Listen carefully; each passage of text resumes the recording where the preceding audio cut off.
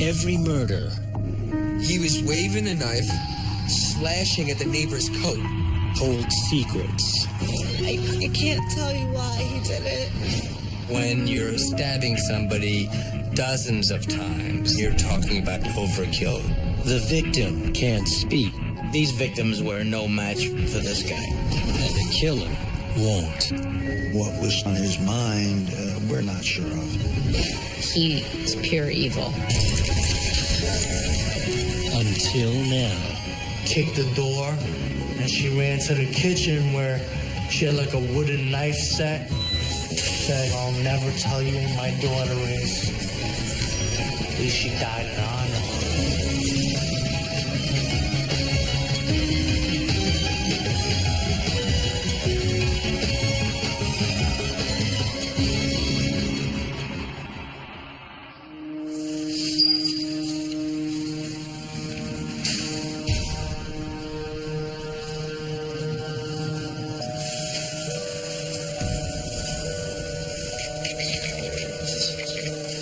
How you feeling today?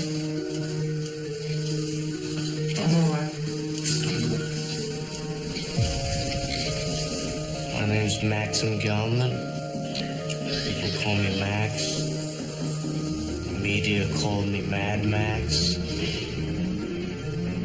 In February 2011, Maksim Gelman unleashed his madness on New York City. He butchered 4 people and wounded 4 others. What was so crazy about it was the 28-hour span. This very personal violence inflicted with knives. For 28 hours, he rampaged through the city, assaulting, carjacking, stabbing, killing in unpredictable spurts. While eluding the NYPD tracking his gruesome trail, the entire city held their breath in terror until the frenetic showdown deep under the streets of the city.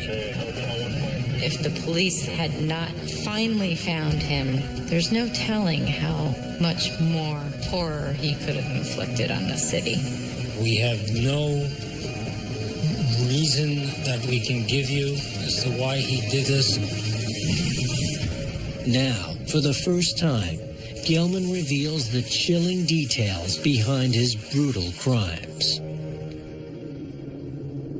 As long as you don't get caught for it, there's nothing wrong with it. You know, once you're in that life and you're in the streets, that's part of the game. I'm just somebody that got caught for it. That's it. And I did it in a very reckless manner.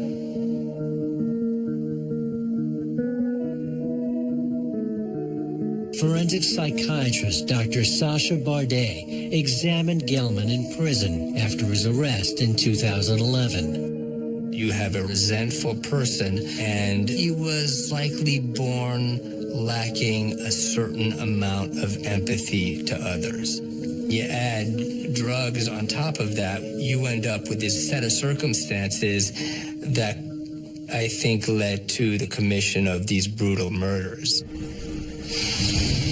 Sheepshead Bay, Brooklyn. It's a neighborhood, a large immigrant population of former Soviet Union residents, be they Russians or Ukrainian, and a low crime rate, not known for homicides. 5:20 a.m.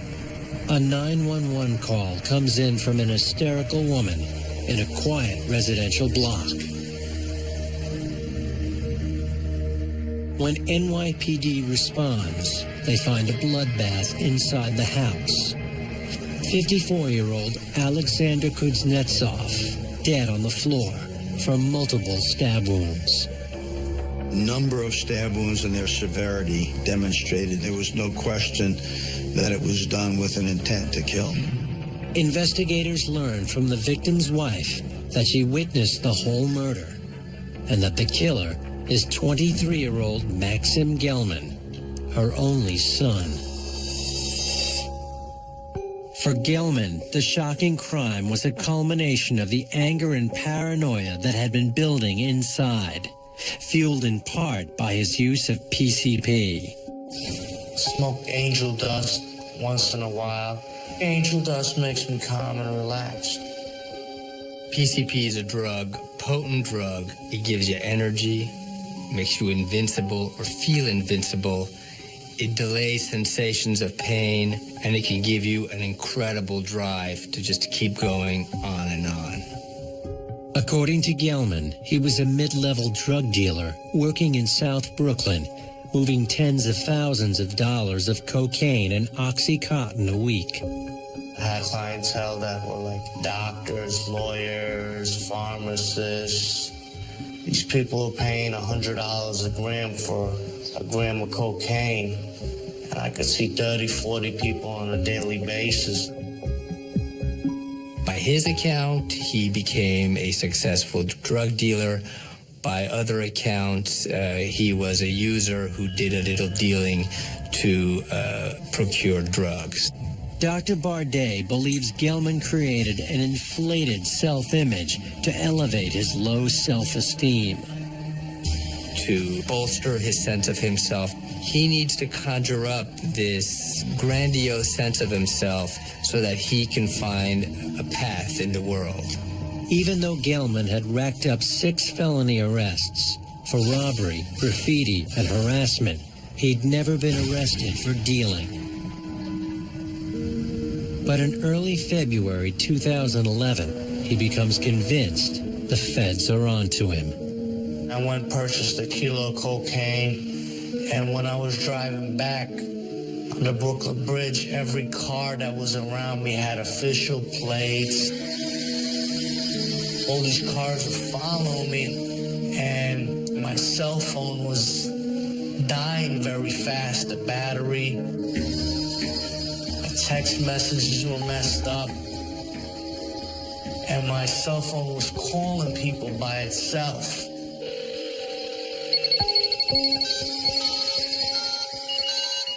At that time, I kind of put it together, the feds, so they tapped my cell phone and they were following me. I didn't want to get caught with a kilo, so I ended up ripping it open and throwing it in the water. That night, Gelman claims he was paranoid and desperate. He comes up with a plan. It's best that I just lay low and don't do anything from now on. So that night, I ordered some tickets to Dominican Republic. But first, he needs his passport and to say goodbye to the most important person in his life, the one woman he loved and trusted completely, his mother. My real father died in Russia. I never even seen him. So 5 in the morning, I ended up going to my mother's house to get my passport.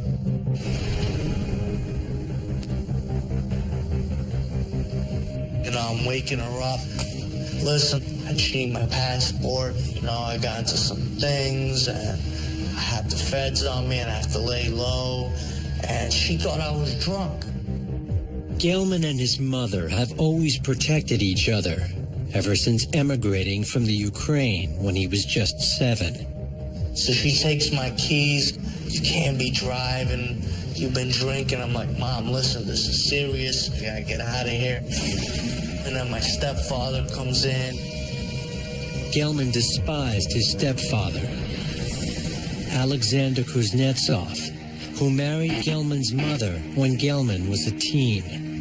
I developed a disgust for him because he would get drunk and he wouldn't be respectful certain times to my mother, and I didn't like that. He became angry and resentful at his stepfather for stealing his mother from him, and he has to compete with to get his mother's attention and his mother's love. So that set up a hostile dynamic. This guy comes in stinking, this fat, ugly Russian with some dirty briefs and a gut, talking all kind of obscenities in Russian. I was paranoid and I was angry. I don't want to hear it. Gelman's paranoia turns to rage, and his rage turns to something worse. Something evil. Mad Max is about to come out. So I stabbed him with the kitchen knife. Begging for help, screaming for my mother. Sveta, позвони полицию. Call the police. He's killing me. When the kitchen knife breaks during the attack, Gelman turns to a carving fork.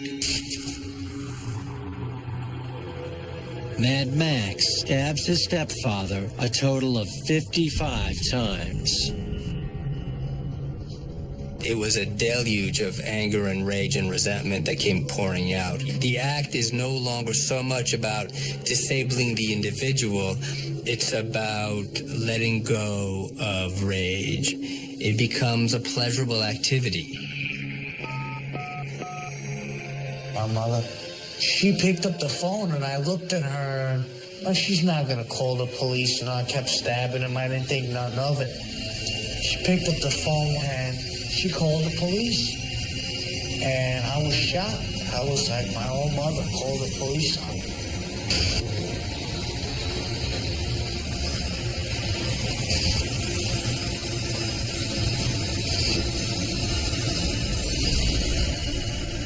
I love my mother. I would never hurt my mother. Took the keys and I left. NYPD learns from Gelman's mother that he is driving a 2004 silver Lexus. They issue a BOLO alert to patrol units in Sheepshead Bay and throughout the city. And so now Gelman was the target of a police pursuit and manhunt. 3 hours after the killing, Gelman has already fled the city. Once he killed his stepfather, he had a choice. He could either stop there, but if he stops, he has to face the horrible nature of what he's done. As Gelman drives on, a twisted logic takes hold of him. I realized I got the feds on me, and now I just caught a body, and I'm probably not gonna come home anytime soon. If he's going down, he's not going down alone. The people that were snitching on me, that were working with the feds, and people that have done things to me. All these people in Gelman's sick mind must die. Why? Because they were rats. The floodgates are open. He is full of adrenaline, making him feel very strong, maybe making him feel powerful for the first time in his life. Gelman turns his car around. He heads back to Brooklyn, his first destination, the home of his former friend, 20-year-old Yelena Bulchenko. She set me up to get robbed, you know. She pretty much mocked herself to death over there. Rage is a potent emotion, kind of like when you push yourself off the top of a ski slope. There's a rush that becomes intoxicating and you don't want to stop. Mad Max is out for his own deranged brand of justice. I mean, when you're in the streets, there's certain things you don't do. For every action, there's a reaction. Karma's a bitch.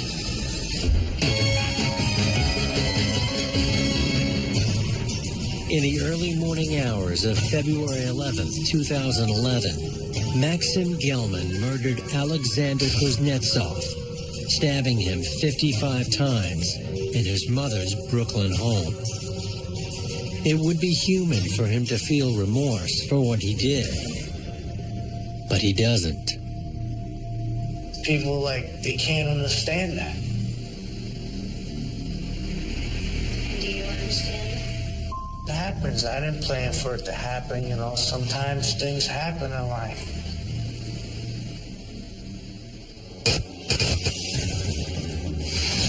9 a.m., Brooklyn, New York City. Gelman moves with a singular purpose. There was about 4 or 5 more people that I wanted to kill. All the people who've betrayed him, he's gonna right all those wrongs, and that's a self-deception. In all likelihood, none of that ever happened. Gelman's number one target, 20-year-old Yelena Bulchenko, a former friend who lives only 4 blocks from his mother's house. Renata Sandra Schley and Yelena were as close as sisters. Yelena came from a really good family. I lost both my parents, so Yelena was really there for me. Her and her mother were like family to me. Yelena was a beautiful girl. She was a straight-A student through high school. Soon after they met, her boyfriend, Gerard Honig, noticed a change in Yelena. She was doing things that she shouldn't be doing. You know, there were drugs in the picture. She started to slip in school. I do blame the influences that were around her at the time. Maksim Gelman, who went by his street name, Wes, was one of those influences. She had told me a few times, you know, I think Wes likes me. She never had a thing for him at all. Wes was scary to her. When I met her, you know, she was very easygoing and, you know, she was cool and stuff, you know. She was attracted to me and we flirted and whatnot. I thought she was, you know, she was all right. Gelman claims he paid Yelena to help him with his drug runs. I told her I'll pay you, you know, a couple $100 a day. If you drive me around and be my driver. But their friendship unraveled, upsetting Gelman. So when his stash house was allegedly burglarized, he convinced himself Yelena was involved. She set me up to get robbed, you know. She fooled me. Now, only 4 hours after he killed his stepfather, Gelman wouldn't be satisfied until he got to Yelena as well. I went to McDonald's, got a strawberry milkshake, some chicken nuggets. Then I went by Yelena's house. 10 a.m. At Yelena's house, it's the start of a usual day for her mother, Anna, who works out of her home as a travel agent. She is home alone. She was on the phone with a customer when Max rang the doorbell. The customer was able to hear why was Max here and what was he doing here, and that she didn't have time for any of his nonsense. And the next thing he knows is he heard a scream and the phone went dead.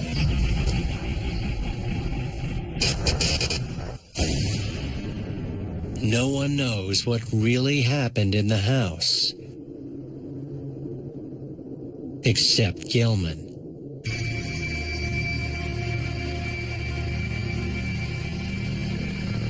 Her mother opened the door. She invited me in, and I was like, "Where's Yelena?" Anna knows exactly where her daughter is, at a friend's house 2 blocks away. I was like, "Where's Yelena?" She's like, "She's at work." I'm like, "Where does she work?" And she wouldn't tell me. She was like, "Why are you asking all these questions?" Gelman will stop at nothing to get Anna to talk. He stabs her repeatedly with a small knife. It's just him essentially torturing this woman to kind of up the ante. It's how he sees himself living this kind of fantasy as a gangster of taking these lives. She told me, she's like, okay, I'll tell you where she is. And she tried to trick me, and then she ran for the door. She opened the door, and there was a neighbor outside, and they're kicking the door closed, so he didn't see it. And she ran to the kitchen where she had like a wooden knife set, and I found a big knife. And I'm thinking, I can't get Yelena because she's not here. Might as well get her mother because she's the closest person to her. Gelman stabs Anna with the big kitchen knife a dozen times. While I was stabbing her, she said, you know, I'll never tell you who my daughter is.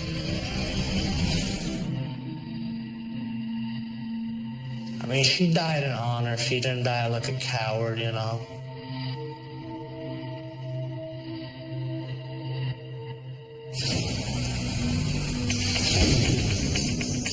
I drove by Kings Highway. I was looking for Yelena's job.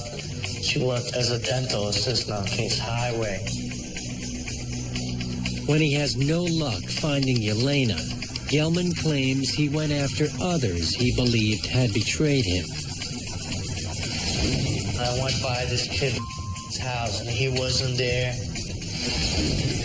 Then I went to his house 2 times. He's the one who set me up with the feds. 10 hours into Gelman's rampage, completely unaware of the horrors of the day, Yelena leaves her friend's house and starts walking home. Meanwhile, Yelena's best friend, Renata, gets word the police are looking for Gelman. I was at work. I got a message from a friend of mine, and it was a wanted picture with Wes's face on it. Renata immediately calls Yelena. I was like, listen, when's the last time you spoke to Wes? And she said, I haven't spoken to him in about 6-7 months. Why? What's going on? I just kept telling her, I'm really worried about you. And she was like, don't worry, I'll be fine. She said, I'm actually putting the key into the door as we speak. I'll call you back. What Yelena finds inside is unimaginable. Yelena found her mother's body, called 911, and was on the phone in a quite hysterical tone. The same time Yelena is calling 911, Gelman decides to drive by Yelena's house one last time. At Yelena's house, she waits outside for police and fire rescue to arrive. She then calls a girlfriend, who in turn breaks the news to Yelena's boyfriend, Gerard. It's like, oh my God. Yelena's mother's been stabbed. She can't get a hold of you. So off the bat, I'm thinking, oh my God, let's go. Trying to get there as fast as possible because I'm calling Yelena's phone the entire time and I'm not getting anything. I'm not getting her. But while Gerard is frantically racing to Yelena's house, Gelman arrives. And I seen she was outside on the telephone. I pulled up in her driveway. And I had the knife tucked in my sleeve, so when I walked up to her, she just said, Wes? February 11th, 2011, Brooklyn, New York.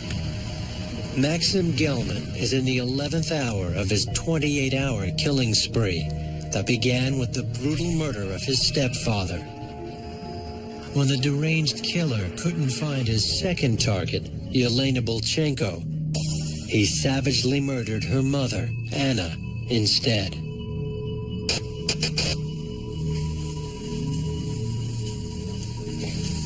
Gelman is very much intoxicated by this violence that he's perpetrating. In his own sort of distorted mind, this is the high point of his life. This is as notorious as he'll ever be. And as soon as he stops it, it's over. Yelena is outside her house, waiting for fire rescue to respond to her 911 call for her mother, who lies dead inside. Then, Gelman pulls up to the curb.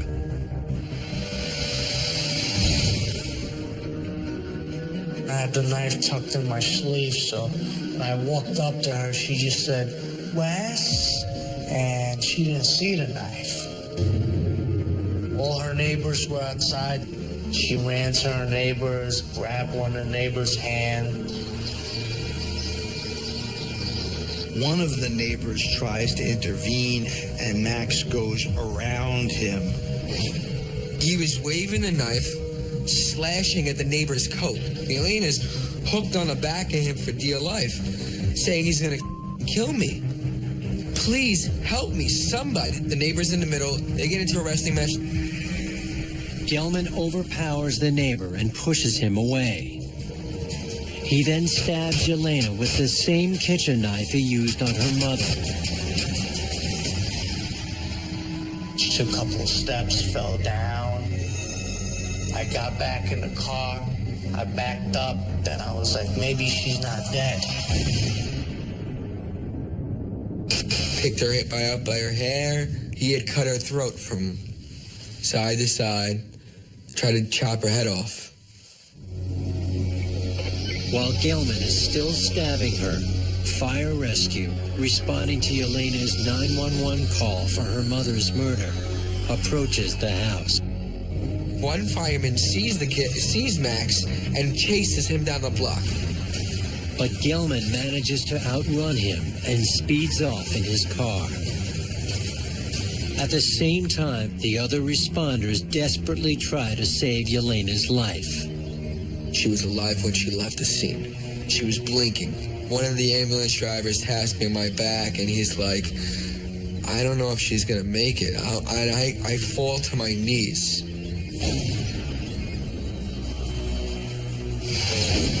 Within minutes, patrol units begin rushing to Yelena's house. It's funny because the police had an APB on my car, and I drove by them. They were looking dead at me.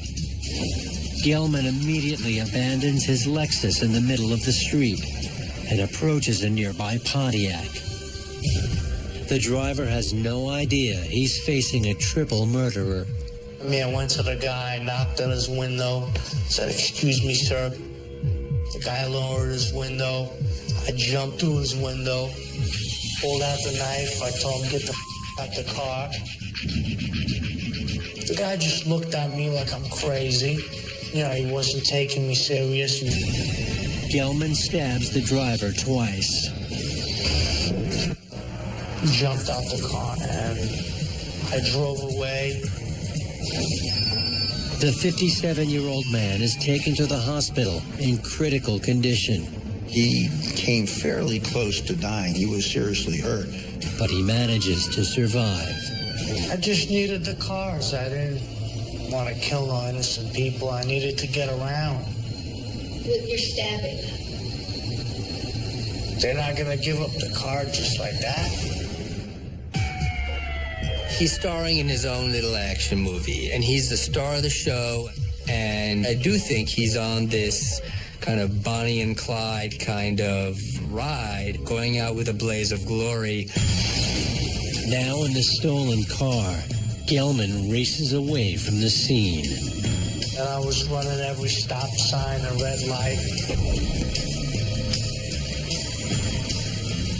At a nearby intersection, 62-year-old Stephen Tannenbaum is crossing the street.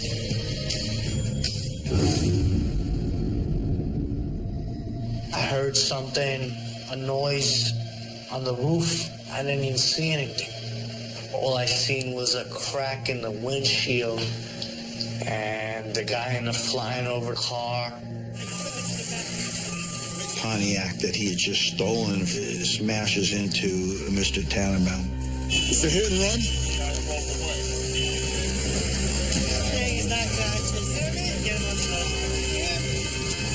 Tannenbaum, a rare coin expert, is taken to the hospital where he is pronounced dead. So that ultimately is the fourth homicide victim that Max is responsible for. That was a total accident. That guy had nothing to do with nothing, and I was just trying to get away because the police were right there. I wasn't stopping. Responding cops soon connect Tannenbaum's hit and run to Gelman. This was really a tornado of terror. You never knew where Maksim Gelman was going to touch down and who he was going to affect next. With his victim count at 5 and threatening to rise. This is a dire situation. There's going to be more attacks. If you don't stop this guy. The world's most sophisticated police force launches an all-out manhunt for Gelman. The police used every resource they had. There are hundreds of police officers. And the media kicks into high gear. Police are searching for a man behind a deadly stabbing spree in Brooklyn. Police are looking for 23-year-old Max Gelman, who's suspected of stabbing stepfather to death early this morning in their first stabbed and killed 2 women at 24th Street. They recovered a knife at the scene. But as night falls, Gelman seems to have vanished. What was so crazy about it was that the police couldn't find him. The police, the media, and the entire city of New York wonder, where is Mad Max? Where he was, we don't know, and what was still on his mind, we're not sure of. Coming up. So if I get the conductor, put the knife to him, and I could hijack the train to get out of there. On February 11th, 2011, Maksim Gelman went on a murderous rampage fueled by a twisted sense of payback. 12 hours into his spree, the cold-blooded murderer has already left 4 dead and another seriously wounded in his wake. As the NYPD continues their search for Gelman, family and friends of Anna and Yelena Bolchenko are left devastated. There was just no reason why. Gelman claims betrayal is the reason, but then he also claims that Yelena was his driver. Yelena was absolutely not his driver. Yelena didn't even know how to drive. So what could have motivated Gelman? He would text her or give her a call. Do you want to hang out? Do you want to chill? But she would say no because she was with me. Why did he call her so many times that she had to change her phone number? He couldn't comprehend that she didn't love him back. She loved me. To this day, Gelman still carries pictures of Yelena.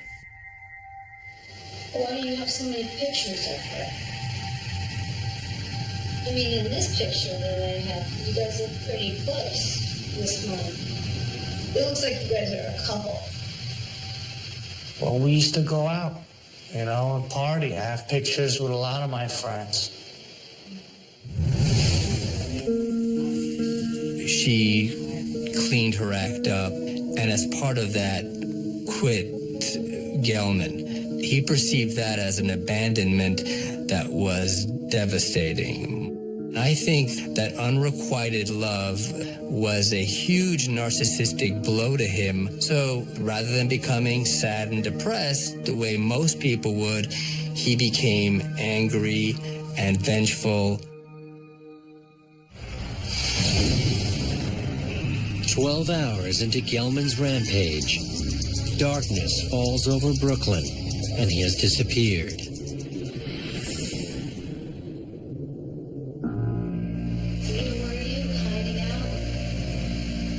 I went by Avenue H, so I hopped over the fence, went to the freight tracks. I head out over there. There was helicopters flying around and all that. Gelman hides in tunnels next to the abandoned freight tracks near the crime scenes. These tunnels are his refuge, dating back to his tagging days as a teenager. He would be ducking in and out of train tracks and under bridges, and he was very expert at eluding the police. 18 hours after killing his stepfather, Gelman knows he needs to escape the police flooding Brooklyn. Just before 1 a.m., 25-year-old Sheldon Pottinger is in his car waiting for his wife after a late-night church service. All of a sudden, as soon as this guy reached my door, pulled the door, and he pulled a knife. It's like a butcher knife. Started screaming, "I'm gonna kill you," and he keep cursing, "I'm gonna kill you, get out the car." I was trying to use my foot to push him off, and he forced himself in the car. Gelman steps on the gas and pushes Pottinger to the passenger seat. He was fighting, he was kicking me, I stabbed him. Telling the guy, get out the car. And he's like, slow down. And I'm not gonna slow down. I'm like, oh my God, the car is moving fast. The first thing comes to my mind is just to get out of the car. Figure like, it doesn't matter if I lose a foot, by jumping out of the car. As long as I'm alive, I'm doing about 80 miles an hour. This guy opens the door, jumps out the car. He's like, boom, boom, boom. A bunch of front flips, back flips. I'm looking at this guy. I'm like, wow, this guy's insane. Miraculously, Pottinger survives with just 2 small stab wounds and several bruises. Gelman escapes to the neighboring borough of Queens in the stolen car. I drove the car to Queens. I parked the car by a garage. I just laid in the car until it was morning time. 24 hours since Gelman's killing spree began. Queens, New York. Car wouldn't start, so I started walking and I went to the deli. I got a Hero, I got a soda. And I seen some guys started following me. Gelman believes federal agents are once again on his trail. So I went on the train because I wanted to see if this guy was following me, and he was. Gelman gets on a Manhattan-bound subway. On one of the stops, I just jumped out the doors, and I lost him. Then I got another train to go back downtown towards Brooklyn. By 8:35 a.m., Gelman is in Manhattan on a southbound train. Out of the blue, he spots his mugshot. I was standing there, and I seen a lady. She had a newspaper, and I was like, wow, I'm in a newspaper.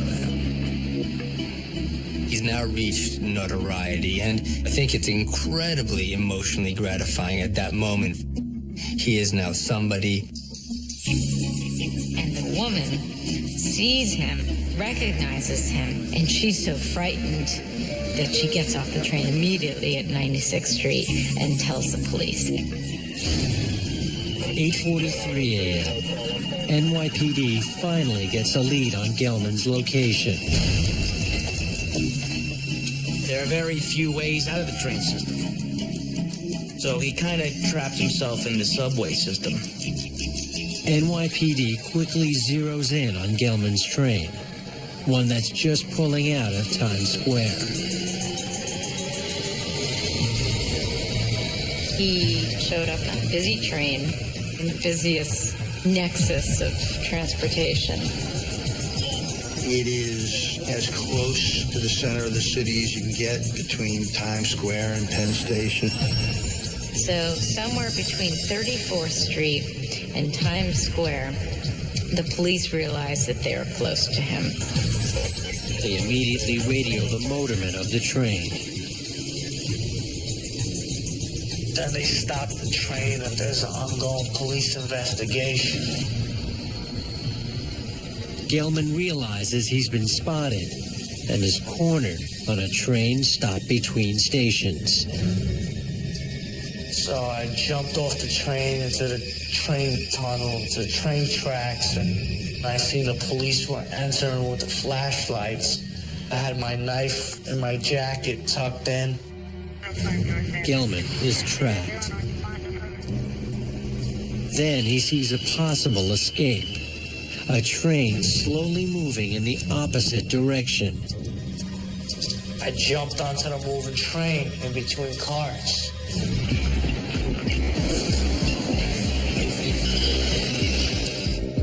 I went to the conductor's booth, knocked on the door. I said, "This is official business. Open the door. This is official business."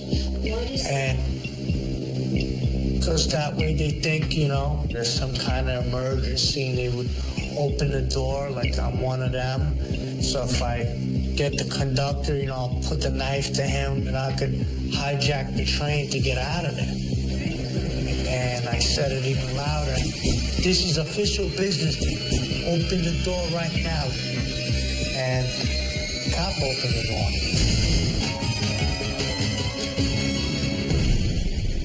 The morning of February 12, 2011. Time is running out on Maksim Gelman's depraved killing spree.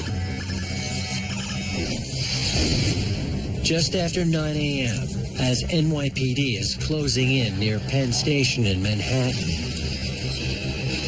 Mad Max comes up with a truly deranged plan. Hijack a New York City subway train.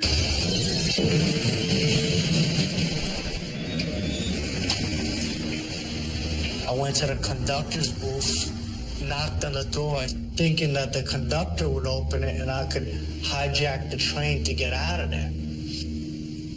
And the cop opened the door. So I took out the knife, I went to stab the police officer. I missed him by like an inch, went to stab him in the stomach. He slammed the door right away. And this bald guy, he was all nosy, what was going on. He was right there. He was staring at me. The bald man is 6'3", 270-pound Joe Lozito. He turns to me, looks me in the eye, I'm looking him in the eye. Reaches in his jacket, takes out an 8-inch knife. That seemed like it was in slow motion. Now I'm looking at this knife and says, "You're gonna die, you're gonna die." He brings his arm back and I shot in for his legs. And I shot in too high and I ended up going around his waist.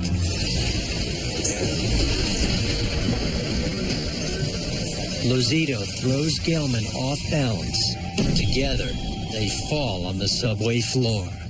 And he's behind my head doing this to the back of my head.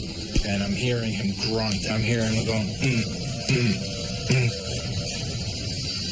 Now I have blood pouring out of both sides of my neck. The one thing that means more to me than anything is my family. And, you know, I have 2 sons and a wife, and nobody is gonna take me from them, especially not this guy. So now the only chance I have is to get this knife away from him.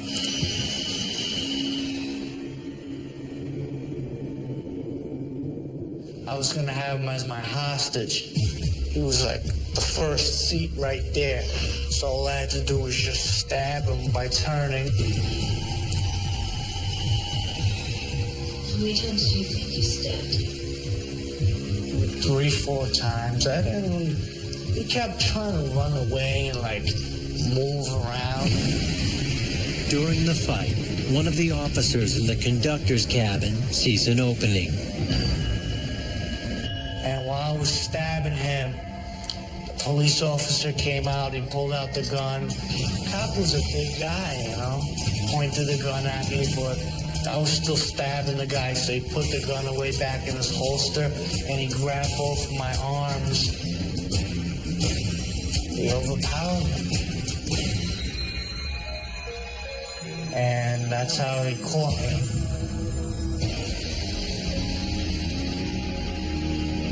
After 28 hours, 4 murders, 4 wounded, immeasurable mayhem, chaos, and destruction, the cold-blooded killer is finally apprehended in Times Square.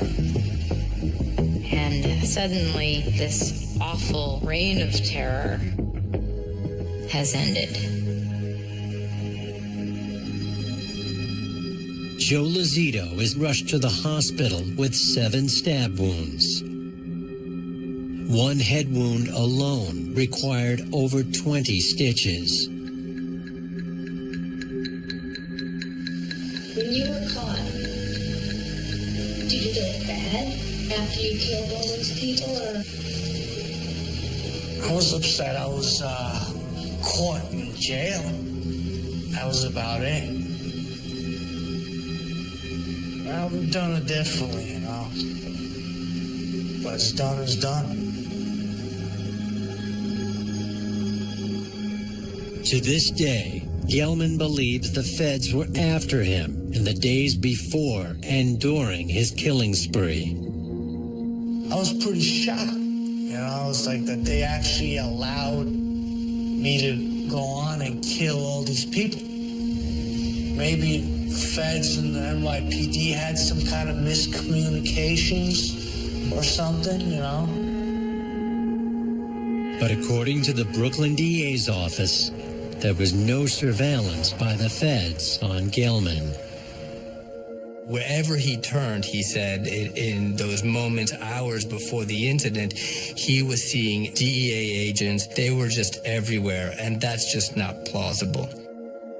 I believe that Gelman was using and abusing angel dust. Angel dust has profound, long-lasting effects. And in my opinion, his use of PCP enhanced his paranoid view of the world. Was this a cold, calculated crime spree committed by an enraged killer? Or was this the work of a madman? There's nothing human about what he did. It is shocking to contemplate. Gelman's defense attorney arranges for him to be examined by Dr. Bardet for a possible insanity defense. I spent a number of hours with him in a visiting room at Rikers Island. I came to the opinion that Mr. Gelman, at the time of the offense, was not suffering from a mental disease or defect, and he could appreciate the wrongfulness of his actions. Gelman pleads guilty to 4 counts of murder and multiple counts of robbery, assault, and carjacking.